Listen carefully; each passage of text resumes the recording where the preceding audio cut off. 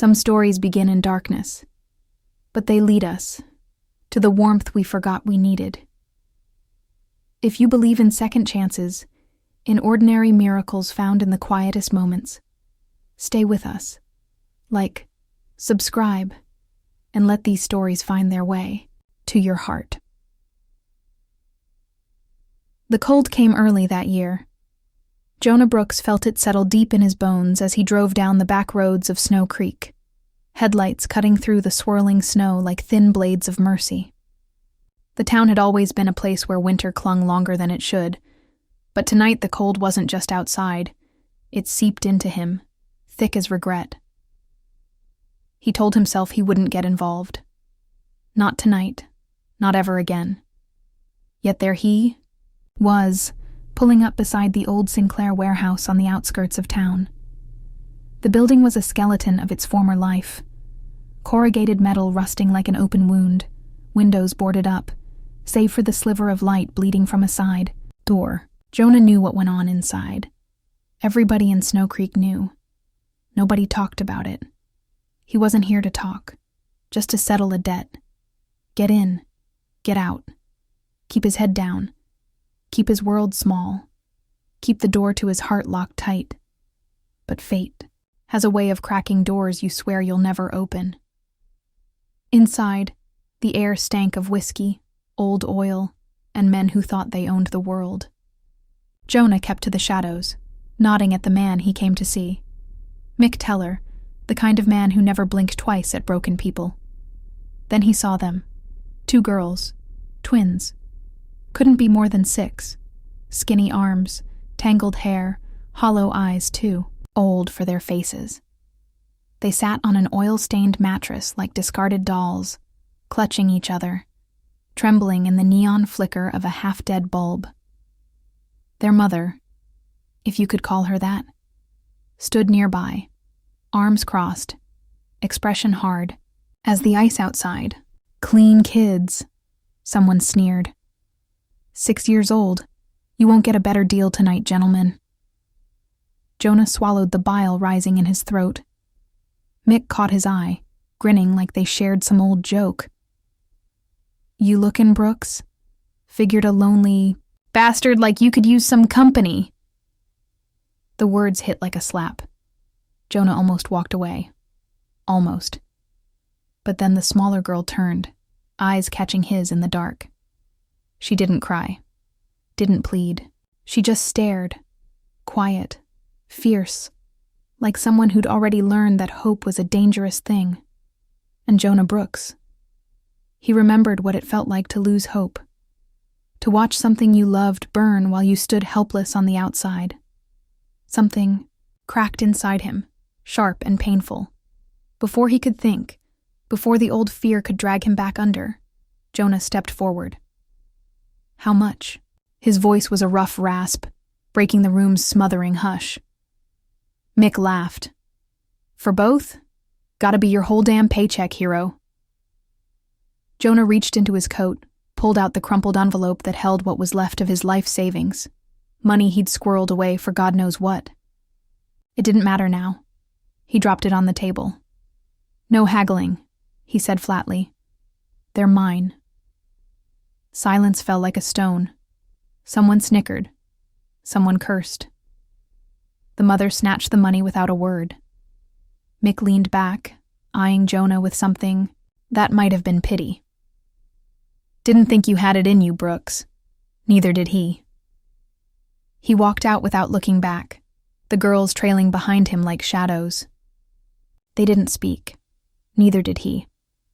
The cold sliced through them as he opened the truck door, helped them climb into the back seat. They huddled close together, small bodies shivering under his old army blanket. Jonah gripped the wheel tight, enough to hurt. His world had just changed, and he didn't have a damn clue what came next. Snow drifted heavy across the windshield as he drove through the sleeping town, past houses where warm lights glowed behind curtains, where children slept, in beds that didn't smell of fear. He wasn't that kind of man. He wasn't a father. He was a burned-out shell of someone who used to believe in things like love, like family. At a red light, He risked a glance in the rearview mirror. The taller twin stared back, eyes unblinking, guarded. But the smaller one, she'd fallen asleep, her head against her sister's shoulder, a smudge of dirt still streaking her cheek. And then, barely audible, from the darkness of the truck cab, he heard it. "Daddy." Jonah froze. He gripped the steering wheel until his knuckles turned white, but he couldn't drive away from the weight of that word. He didn't correct her. He didn't have the heart to. The road stretched on into the night, empty and quiet, save for the hum of the heater and the steady rhythm of his breath, broken only by the sound of two little girls dreaming in the back seat of a man who had no idea what he'd just bought. He thought he'd bought 2 lost children. He didn't know yet.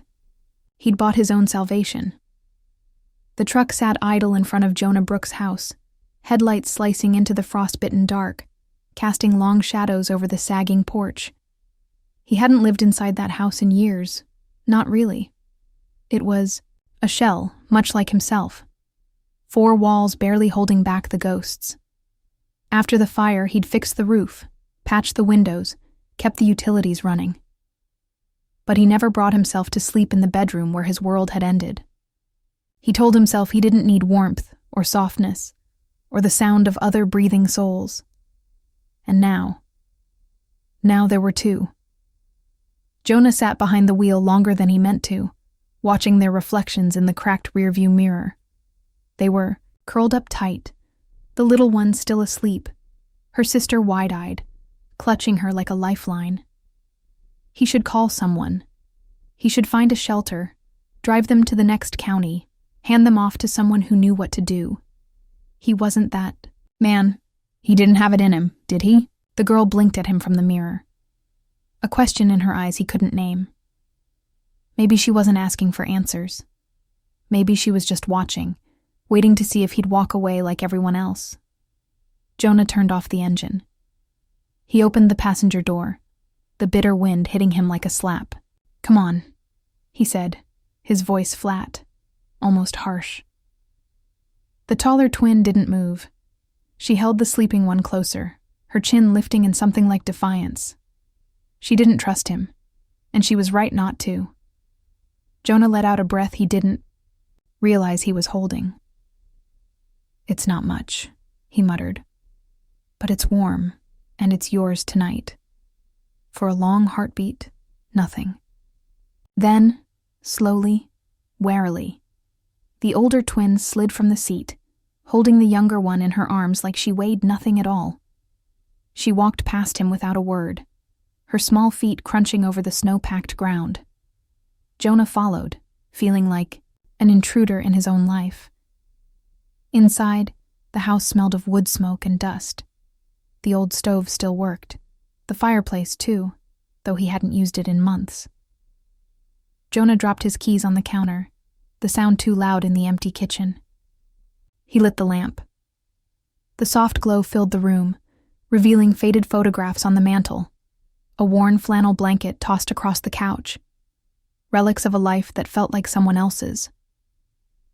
The girls stood just inside the door, dripping onto the hardwood floor, their shoes soaked, their hair tangled. Jonah grabbed the blanket, tossing it toward them without looking directly at them. "There," he said, gruff. "Use it." The older girl hesitated, then wrapped it around her sister. She didn't take her eyes off him, not for a second. Jonah ran, a hand over his face. He was too tired for this, too broken. He shouldn't have brought them here. "I'll get some food," he muttered, more to himself than them. He opened the pantry, found a can of soup, dumped it into a pot. The motions came, back to him like muscle memory, though the kitchen felt foreign under his hands. Behind him, he heard the faint shuffle of feet. When he turned, the taller girl was standing closer now, still clutching the smaller one. But there was something softer in her stance.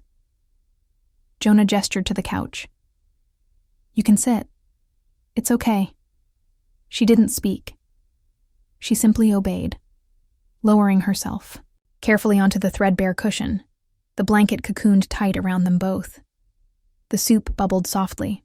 The smell filled the space, mingling with the scent of old cedar and smoke. Jonah ladled it into bowls, setting them carefully on the coffee table. "You should eat." This time, she didn't hesitate. She helped the little one sit up, coaxing the spoon to her lips first before taking a cautious taste herself. They ate in silence, the kind that stretched and wrapped around Jonah's heart like a noose. He sat across from them, not touching his own bowl, just watching them, and hating himself for it. What was he doing? This wasn't his life anymore. He'd traded fatherhood for solitude. He'd given up the right to protect anyone the night he let his own family burn. But the look on the taller girl's face as she wiped the soup from her sister's chin, it did something to him. It cracked something open that he thought was sealed for good. Finally, he found his voice, rough as gravel. "What's your name?" he asked. The girl blinked. For a moment, he thought she wouldn't answer. Then, softly, almost like a breath, she whispered, "Lucy." She touched the smaller one's hair gently. "And she's Lily." Jonah nodded, the name sitting heavy on his tongue. Lucy and Lily. He cleared his throat, rubbing a hand over the scar that still itched on cold nights. "You can call me Jonah," he offered. Lucy studied him, skeptical. Then, almost defiantly, she whispered, "Daddy." The word shot through him like a bullet. Jonah gripped the arm of the couch hard enough that the old fabric creaked under his hand. "Don't." The word rasped from his throat, but she was already curling into the blanket, the smaller one fast asleep again, their breathing softening the hard edges of the house. Jonah sat there long after they drifted off, the fire crackling low, the shadows stretching across the room like old fears. He told himself he'd call someone tomorrow, that this was just a stopgap, that he wasn't a father. He wasn't anyone's damn hero. But deep down, in the hollow places no one saw, Jonah Brooks knew better. He had bought 2 girls tonight, and along with them, he'd bought himself a war he wasn't ready to fight. The snow kept falling through the night, blanketing the world in quiet. Jonah Brooks sat at the kitchen table, cradling a cup of black coffee that had long since gone cold. Across from him, the 2 girls slept curled together on the couch, the old flannel blanket swallowed around them like a cocoon. Their soft breaths filled the room like something sacred, something that didn't belong to him. He hadn't slept. Not really. Every time he closed his eyes, old ghosts pressed in. Memories of screams swallowed by smoke, of a house burning down with everything he loved inside. And now, here he was, back in that same house. Different walls, same wounds. He hadn't meant to bring them here. But where else did he have? The town wouldn't take them in. Folks in Snow Creek whispered behind closed doors. They saw him as a relic, a man broken past fixing, a shadow of what he used to be. Maybe they were right. The girls stirred as dawn crept in through the frostbitten windows. Lily blinked awake first, rubbing her eyes, squinting against the unfamiliar light. Lucy followed, slower, more guarded. She sat up, pulling the blanket tighter, scanning the room like she was cataloging exits. Jonah cleared his throat, the sound awkward in the stillness. "I made some oatmeal," he offered, gesturing to the pot on the stove. Neither moved. He couldn't blame them. He wouldn't have trusted him either. Still, he ladled the food into bowls, setting them on the table. 2. He paused, then reached under the dust-covered kitchen island, pulling out a 3rd bowl, hesitant, like he was breaking some unspoken rule. He hadn't sat at this table with anyone since. Jonah shoved the thought down deep. He dragged 2 old chairs to the table, the legs scraping across the worn floorboards. He sat in the 3rd, The girls watched him. Wary animals in a cage they didn't understand. "You can sit," he said, softer now. "It's okay." Lucy moved first. She helped Lily onto the chair, perched at the edge like they were expecting the floor to give out beneath them. Jonah handed them spoons. His hands shook as he did, and he cursed himself for it.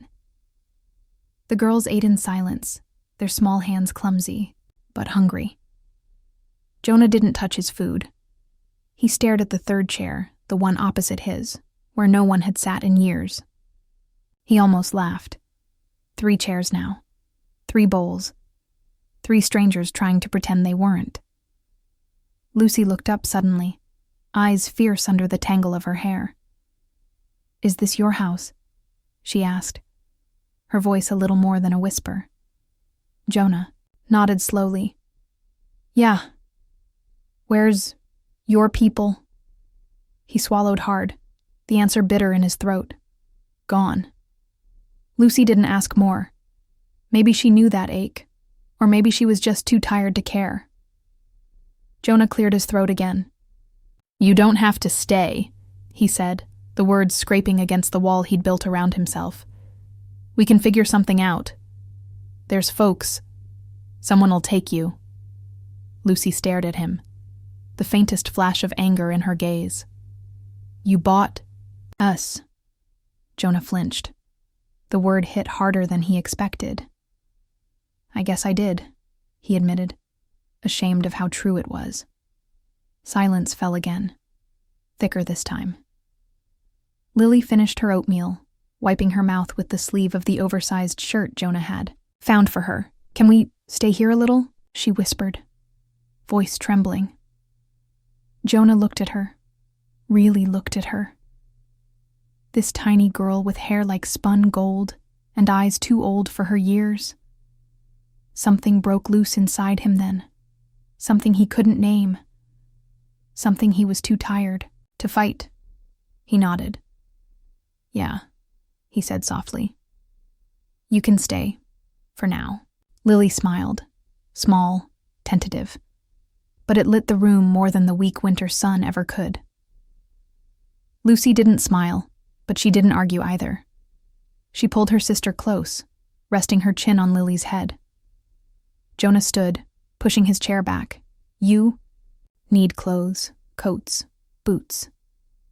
He rubbed a hand down his face. "We'll go into town later." The girls nodded. He didn't tell them the truth, that he hadn't been into town in months. That when he walked into McCready's general store, the whispers would start up all over again. He was Jonah Brooks, the man who lost everything, the man who bought 2 girls like cattle at auction. He wasn't ready to face that, but when he looked at those girls, maybe he didn't have a choice.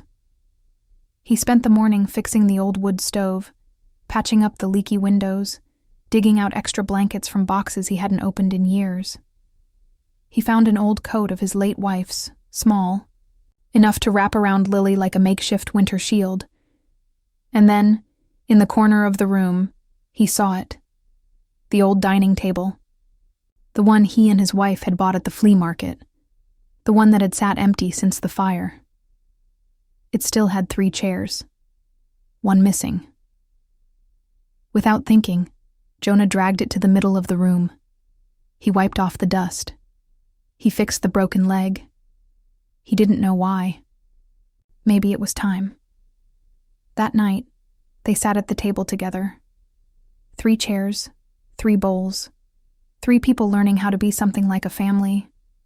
It wasn't much, but it was more than Jonah had dared hope for. And for now, it was enough. The snow kept falling, day after day, turning the world outside Jonah's old house into a quiet, frozen wilderness. The roads disappeared beneath drifts that grew taller than Lily. The world shrank to the 4 walls of the house and the small, flickering fire in the hearth. Jonah told himself it was temporary. He'd keep them warm, fed, safe, until the roads cleared. Until he figured out what came next. But inside, he knew better. Somewhere, Deep beneath the scar tissue, something fragile and dangerous was waking up. He found himself listening for their small footsteps on the stairs, waiting for their sleepy voices to fill the kitchen each morning. He repaired the old rocking chair by the fire, watching as Lily curled into it like she belonged there. Lucy still watched him like a stray dog, half trust, half fight. She kept her distance, always placing herself between him and Lily. Like she was daring him to try something. Jonah didn't blame her. They had scars, just like him, only theirs didn't show on the outside. One night, the storm howled harder than it had all winter. The windows rattled like old bones. Jonah bolted the door, stoked the fire, and found himself standing in the hallway outside the girls' room, long after they'd gone to sleep. He told himself he was just checking the windows. But the truth sat heavier than that. They were dreaming. He heard it first from Lily. Soft whimpers, like a kitten caught in a trap. Then from Lucy. Sharp, strangled sobs she tried to choke down, as if afraid to make a sound. Jonah stood frozen, his hand hovering over the doorknob. He shouldn't go in. It wasn't his place. It wasn't his fight. But when Lily cried out, "Don't leave us," his feet moved before his mind could stop them. He opened the door slowly. The room was cold despite the patched blankets. The girls, huddled together on the mattress, tangled in each other's arms, their faces twisted in fear, even in sleep. Jonah stood there, useless and heavy, until Lily woke with a sob. She stared at him, her breath coming in ragged gasps. Tears streaked her cheeks. For a moment she looked ready to scream, but then she whispered, broken, desperate, "Daddy, please, don't let them take us." Jonah's breath caught in his throat. Lucy woke, blinking in confusion, then froze when she saw him in the doorway. Her arms tightened around her sister. "I wasn't going to," Jonah managed to say, his voice rough, unfamiliar in the dark. "No one's taking you." Lily whimpered again, curling tighter. Jonah crossed the room slowly, like approaching a wounded animal. He crouched by the side of the bed, his knees protesting the movement. "You're safe," he said, softer this time. "You hear me? No one's taking you anywhere. Not while I'm here." Lucy didn't speak, but something in her face shifted. Not trust, not yet, but something less sharp, less alone. Jonah reached out, hesitating only a breath before brushing Lily's hair back from her damp forehead. His hands were rough, scarred, a man's hands, a fighter's hands, but they found her cheek with a gentleness he didn't know he still had. Her skin was warm and sticky with tears. She leaned into him like she'd done it 1,000 times. Jonah closed his eyes against the wave that rolled through him. He thought he'd buried this part of himself, the part that ached for something, small and soft to protect. The part that once rocked a baby girl in the dead of night, whispering promises he hadn't been able to keep. But here it was again, alive, terrifying. He sat on the floor until their breathing steadied, until the tremors faded from Lily's small body. He didn't remember falling asleep. But when he woke, the sun was pushing weak light through the frostbitten windows, and Lucy's small frame was pressed against his side. Her sister curled in his lap, their warmth seeping into him like something dangerous. Jonah stared at the ceiling, heart pounding. He had crossed a line he couldn't uncross. Later that morning, as he chopped wood outside, the cold gnawed at his bones. But it wasn't the cold that rattled him. It was the sound of Lily's laugh spilling out, the kitchen window as she helped Lucy pour pancake batter into the old skillet. A laugh. In his house. It felt wrong. And yet, right. He paused, axe hovering in the air, breath fogging out into the brittle morning. He couldn't do this. Could he? He wasn't a father anymore. He wasn't anything. He was a man who bought 2 children in the dark and brought them to a house filled with ghosts. But as he stood there, the sound of their laughter filling the yard, Jonah Brooks realized something bone-deep and terrifying. He was already theirs, and they were his. Not because of a deal made in shadows, but because in the quiet, in the dark, they had seen his wounds, and they hadn't turned away. The days that followed settled into a fragile, makeshift rhythm. Jonah didn't plan it that way. It just happened. He woke early, before the girls, chopping wood in the pale dawn light, the sound of his axe echoing across the snow-covered field like a heartbeat. The act grounded him, reminded him of who he was, or who he thought he was. A man of work, of doing, not feeling. But inside, the house, something softer grew. The girls filled the empty rooms with small noises.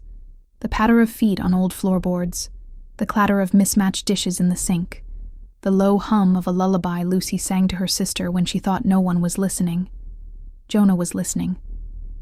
More than he meant to. One afternoon, Lily found the box of paints tucked away in the attic. Relics of a life Jonah no longer let himself touch. She carried them down the stairs with the shy pride of someone bringing back treasure from a lost world. Jonah watched as she spread newspaper on the kitchen table and dipped her small fingers into the faded colors. "I want to paint the house," she declared, her face smudged with streaks of blue and green. Jonah grunted, the old fear rising in his chest like smoke. "This house don't need paint," he said. But Lily giggled, dipping her hand into the jar again.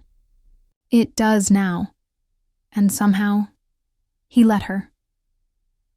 By the end of the day, the front door was a mosaic of childish handprints, sunbursts, and crooked hearts.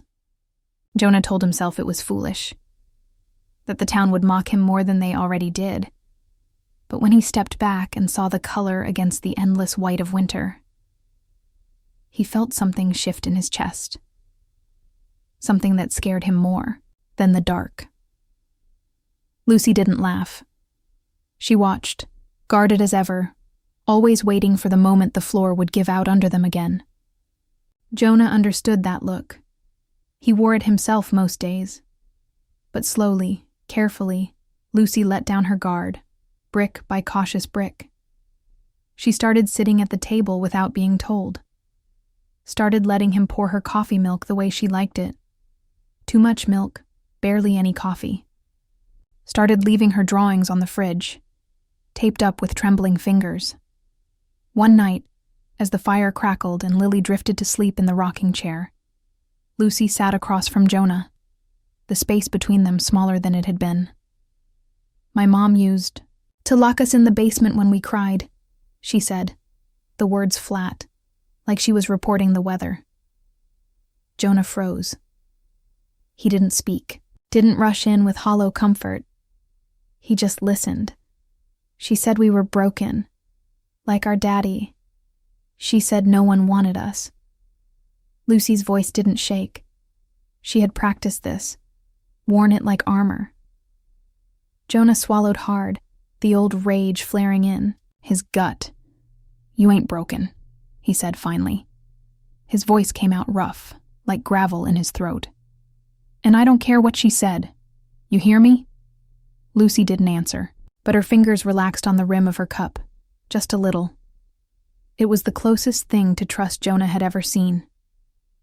That night, after he'd carried Lily to bed, Jonah sat by the fire longer than he meant to, staring into the flames. He remembered building this house with his own hands. He remembered the promises he'd made by this very hearth, to keep his family safe, to never let the dark in. And yet, here he was. 2 girls asleep under his roof. 2 girls he had no right to claim. 2 girls who had burrowed into the cracks of his battered soul. He traced the rough scars on his hands, reminders of the fire that had taken everything, and he wondered, was it possible to build something new on the ashes of what you lost? Outside, the wind howled. But inside, the house felt warm in a way Jonah hadn't known in years. Still, a part of him waited for it to break. For the shoe to drop. For the world to remind him that men like him didn't get second chances. But the days stretched on. Snow softened into slush. The walls held firm. And Jonah, he let himself believe, just for a little while, that maybe the storm had passed. It was a lie. He knew that. He'd lived long enough to know peace never lasted. But even a man made of scar tissue and regrets could forget the weight of the world when a 6-year-old fell asleep on his chest, murmuring dreams into the worn flannel of his old shirt. And for Jonah Brooks, that was enough. For now.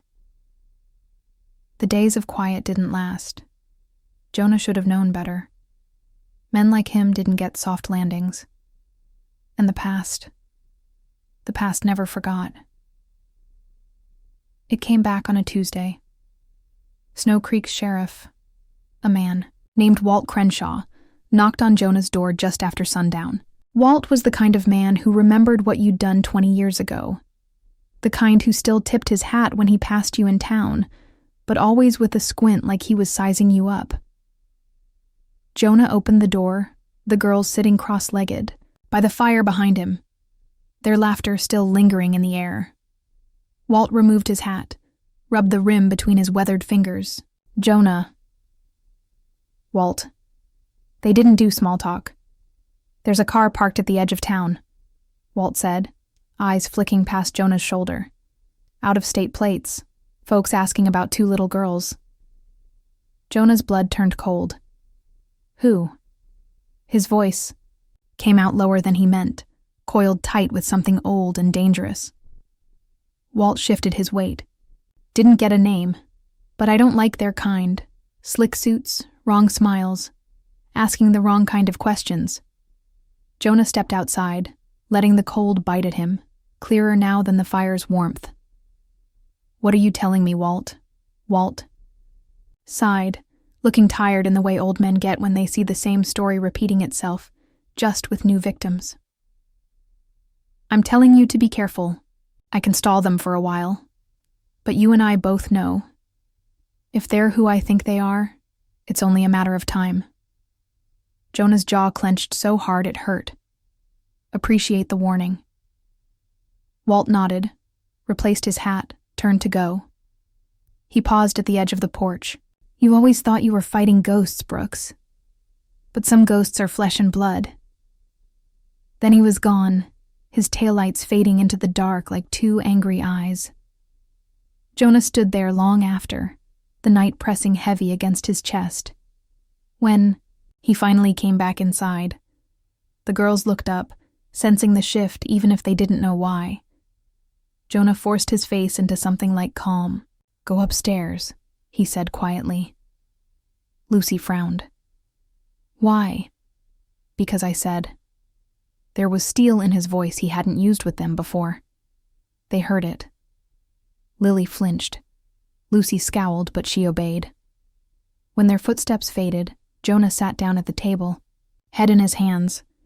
He should have known the world wouldn't let him keep them. He should have walked away that night in the warehouse.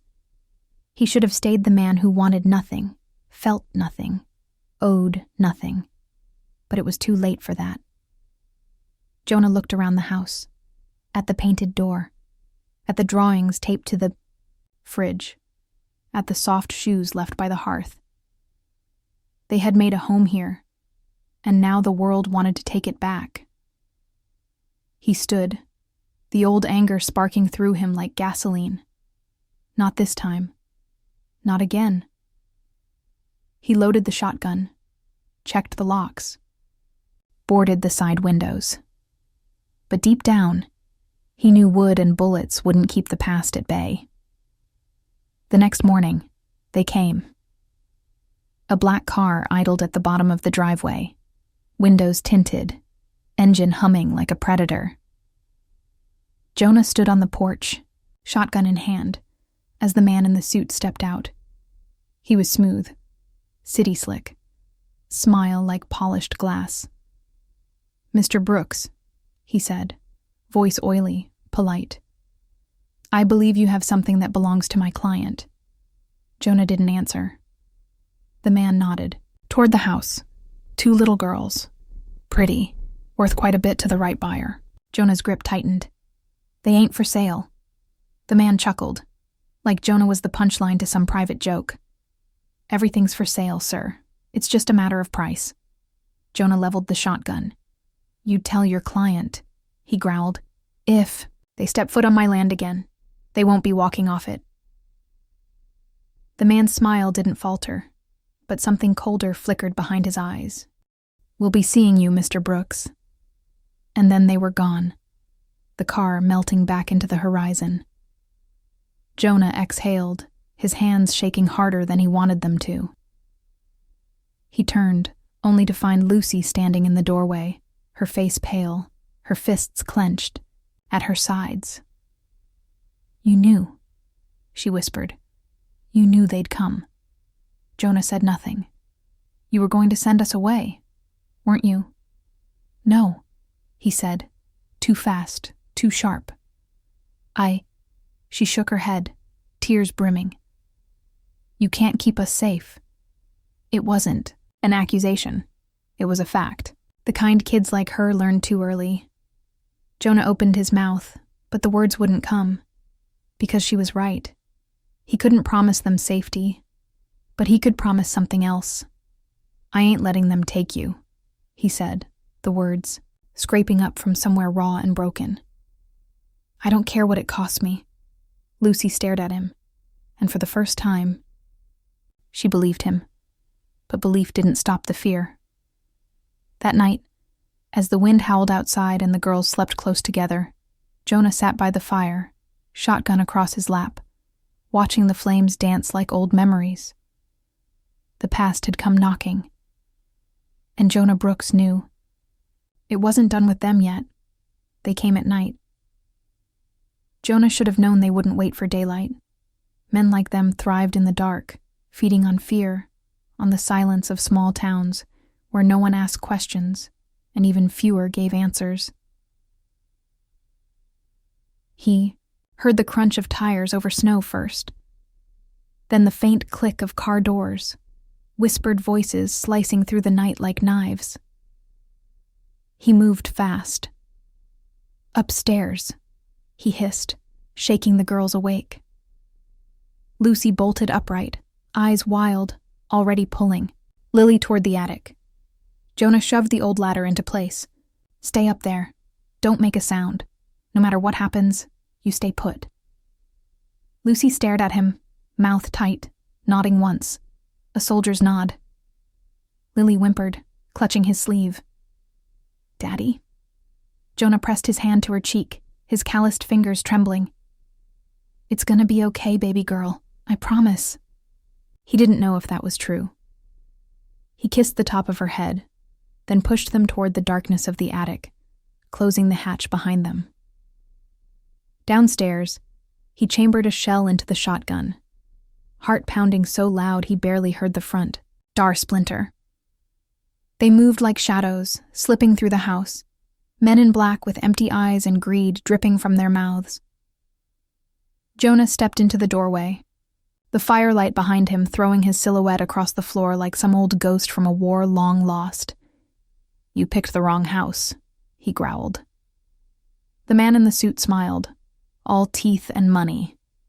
"Mr. Brooks, this doesn't have to be messy. Just hand over the girls."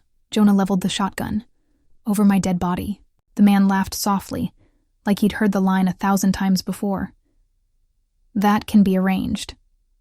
The first punch caught Jonah in the ribs, hard and fast. He fired once, the blast ripping through the quiet, but they kept coming. Too many of them. They knocked the gun from his hands, dragged him down, fists and boots slamming into old bones and older scars. But Jonah Brooks didn't break easy. He fought like a man who had nothing left to lose. Like a man who'd already lost everything once and wasn't about to do it again. The house caught fire somewhere in the chaos. A kicked-over lantern, the old curtains going up like kindling. Flames roared through the living room, swallowing. Years of grief and memory. Jonah coughed, blood in his mouth, eyes burning, body screaming. But he saw them. The men, running upstairs, toward the attic, toward his girls. Jonah roared, dragging himself to his feet, staggering through the smoke and fire. He found them at the base of the attic ladder, reaching for the hatch. "No!" he bellowed, hurling himself forward. He didn't think. He didn't pause. He tackled the man closest to the ladder, dragging him down, fists pounding bone, rage and fear and love pouring out of him like gasoline on the flames. He heard Lucy scream from above. He didn't stop. They dragged him back again, pinning him to the floor as the fire devoured the house around them. "You can't win this, Brooks," the man in the suit sneered. "You're just a washed-up has-been with a hero complex." Jonah spat blood into the man's face. "Maybe," he rasped, "but if I gotta pay again, I'll pay it for them."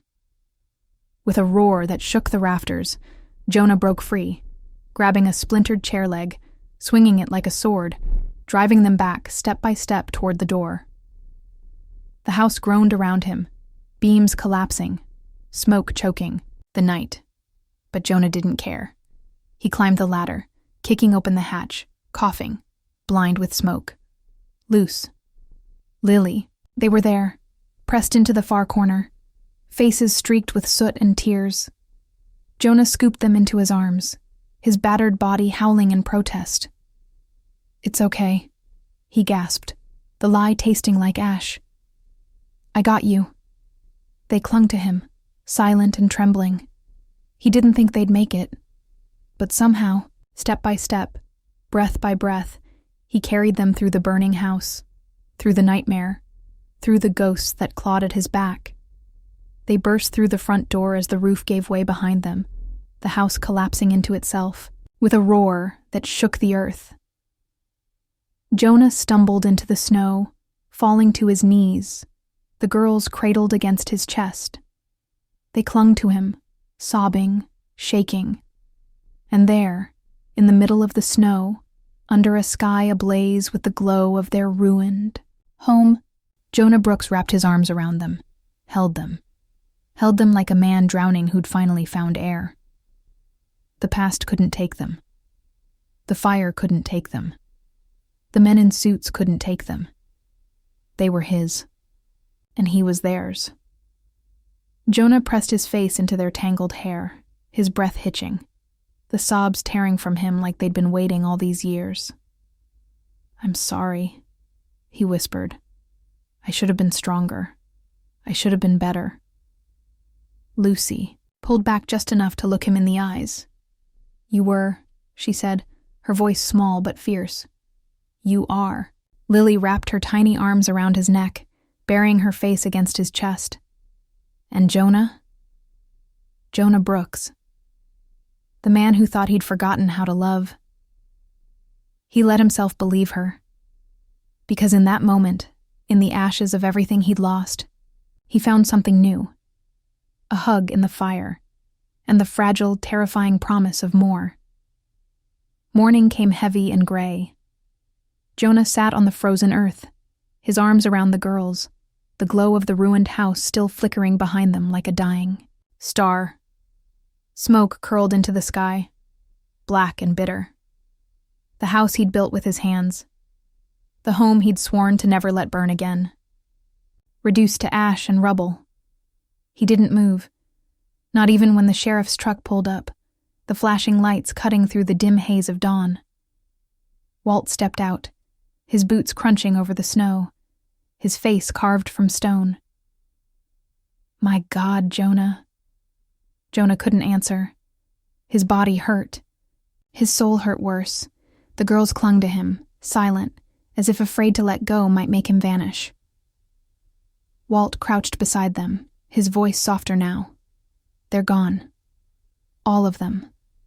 Ran out of town when the fire started. Guess they didn't count on a man like you standing his ground." Jonah exhaled, every breath tasting of smoke and failure. "It ain't over," he rasped. Walt nodded. "No." But you made your line in the sand, Brooks. And the whole damn town saw it. Jonah looked up at that. Really looked. And saw the faces gathering at the edge of the field. Neighbors. Old men who once sat in judgment of him. Mothers holding their kids close. Men with tools in their hands, fire in their eyes. Snow Creek had come. They hadn't come the first time his life burned. But they were here now. Why? Jonah croaked, his throat raw. Walt stood, turning to the crowd. Because even a man like you deserves someone standing beside him. Jonah didn't believe it. Not yet. But he wanted to. They pulled him to his feet, gentle hands holding him steady when his knees buckled. Lucy wouldn't let go of his hand. Lily pressed her face into his chest, her tears soaking the scorched fabric of his coat. They led them to the church basement, the only place with heat, and cots. They brought blankets, soup, bandages. Jonah sat on the edge of the cot, silent as they fussed over him, tending to burns, wrapping ribs he knew were cracked. The girls wouldn't leave his side. Lucy sat on the floor, her back against his leg, her hand gripping his like she was afraid he'd float away if she let go. Lily curled in his lap, her small body fitting into the hollow of his chest as if it had always belonged there. Jonah stared at the wall. He'd done it again, let his family burn. Except this time, they were still here, because he hadn't run, because he'd stayed, because he'd fought like hell. But the house was gone. Their home. Gone. He didn't know how to rebuild. He wasn't sure he had the strength. That night, after the town quieted, Lucy pressed something into his hand. It was a drawing, the three of them, crude stick-figure outlines, standing in front of a house. A new house. Bright, clean lines. A tree beside it, taller than the house, its branches reaching toward a sky filled with stars. Jonah stared at it, his throat tightening. "I know it's gone," Lucy whispered. "But we can build it again. Can't we?" Jonah swallowed the lump in, his throat. He looked at her, at Lily, at the family he hadn't asked for but couldn't live without now. "We'll try," he whispered. It was all he had left to offer, but it was enough. But the girls had taught him something else. Family was a choice, a promise, made not with blood, but with hands reaching across the dark. The next morning, they planted flowers around the base of the promise tree. Lucy dug carefully, placing the bulbs just right. Lily danced in circles, sprinkling seeds like confetti. Jonah just watched them, letting the warmth of the sun settle into his bones. He knew the past would always be a part of him. The scars wouldn't fade. The ghosts would never fully leave. But they didn't own him anymore. He belonged to these girls now, to this house, to this messy, beautiful, ordinary life. That evening, as the fireflies blinked into the dusk, Lucy handed him a drawing. This one was different. It showed the house, the tree, the three of them, and the whole town standing behind them, hands joined, faces smiling. At the top, in bold, careful letters, she'd written, "Home is where people stand with you." Jonah swallowed hard. "Yeah," he whispered. "It is." Later that night, after the girls had gone to bed, Jonah sat on the porch, the stars overhead sharp and endless. Lily's promise tree swayed gently in the night breeze, its leaves whispering old songs of things that grow from broken ground. Jonah closed his eyes, letting the sounds of the house, the laughter still echoing in its walls, settle into him. He didn't need more. He didn't need forever. He just needed this ordinary, precious, everyday miracle.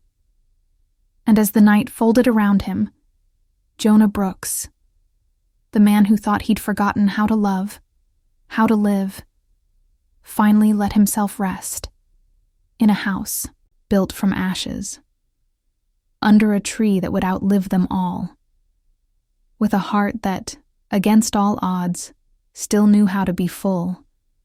And maybe, just maybe, if this story touched something in you, stay with us. Because sometimes the smallest stories are the ones that heal us most.